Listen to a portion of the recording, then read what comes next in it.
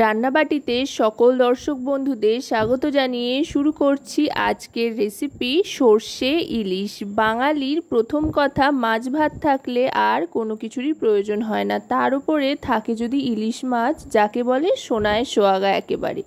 ইলিশ মাছের রিং পিসগুলোকে নিয়ে নুন হলুদ মাখিয়ে নিয়ে তারপরে সর্ষের তেলে ছেড়ে দিতে হবে ভাজার জন্য। অবশ্যই কিন্তু সর্ষের তেল ব্যবহার করতে হবে, যেহেতু সর্ষে ইলিশ তৈরি করছি, গোটা রান্নাটাই তাই সর্ষের তেলে করব। আর মাছটা কিন্তু একেবারে হালকা করে ভেজে নিতে হবে, কারণ ইলিশ মাছ খুব বেশি কড়া ভাজা হলে কিন্তু ভালো লাগে না। ভাজা খাবার ব্যাপার হলে আলাদা, তবে ঝোলের মাছ একটু হালকা ভাজা হলেই কিন্তু বেশি ভালো লাগে।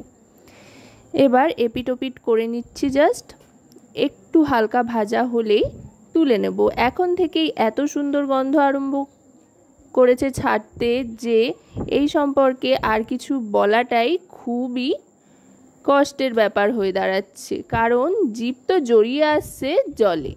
যাই হোক, ভাজা হয়ে গিয়েছে, এবার আস্তে আস্তে তুলে নিচ্ছি।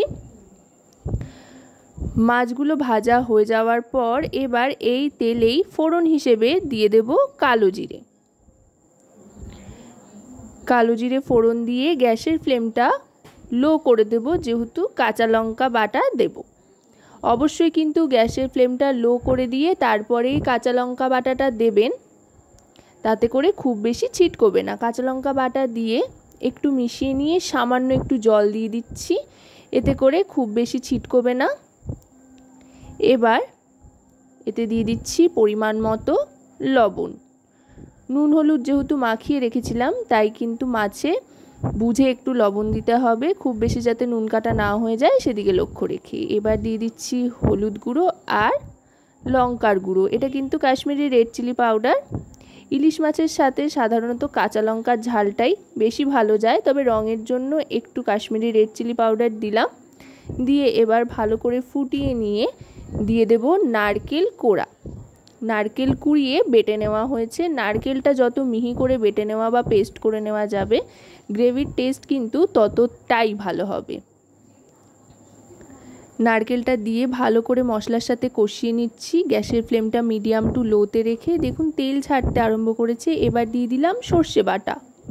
যেহেতু নারকেল বাটা ব্যবহার করেছি, তাই সর্ষে বাটার পরিমাণটা খুব বেশি কিন্তু এখানে ব্যবহার করিনি। যদি শুধু সর্ষে বাটা দিয়ে করতাম তাহলে সর্ষে বাটাটা বেশি করে নিতাম। যেহেতু নারকেল দিয়েও গ্রেভিটা হবে, নারকেল থেকেও একটা জুস বেরোবে। এখানে সাদা আর কালো সর্ষে দুটোই 2 চামচ পরিমাণে নিয়ে বেটে নিয়েছি। শুধুই সর্ষে বাটা নুন দিয়ে বেটে নিয়েছি, সামান্য একটু নুন দিয়ে, যাতে সর্ষে বাটাতে কোনো রকমের তেতো ভাব না থাকে। সর্ষে বাটার সময় অবশ্যই কিন্তু সামান্য একটু নুন দিয়ে সর্ষেটা বাটবেন, শিলনোড়ায় হোক অথবা মিক্সারে হোক, তাতে করে সর্ষে তেতো থাকার সম্ভাবনা একেবারেই কেটে যাবে। এবার সামান্য একটু বাটি ধোয়া জল দিয়ে ভালো করে গ্রেভিটা ফুটিয়ে নিয়ে ভেজে রাখা মাছগুলো দিয়ে দিচ্ছি।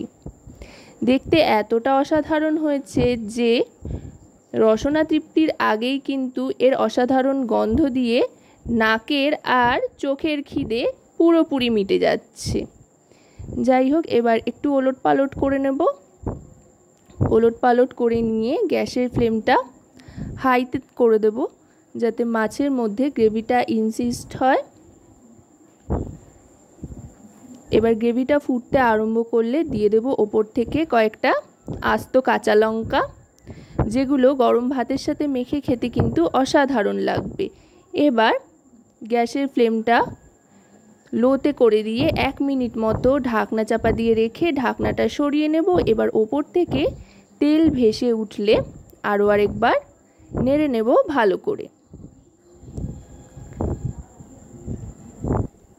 দেখুন দেখতে কতটা অসাধারণ হয়েছে আর খেতে কতটা ভালো হয়েছে, সেটা বুঝতে হলে বাড়িতে কিন্তু অবশ্যই ট্রাই করতে হবে। আর তার জন্য রান্নাবাটি চ্যানেলকে লাইক, শেয়ার, সাবস্ক্রাইবের মাধ্যমে আমাদের পাশে থাকতে হবে। তো আজকের মতো এ পর্যন্তই, আবার খুব শিগগিরই চলে আসব নতুন কোনো ভিডিওর সাথে। টাটা।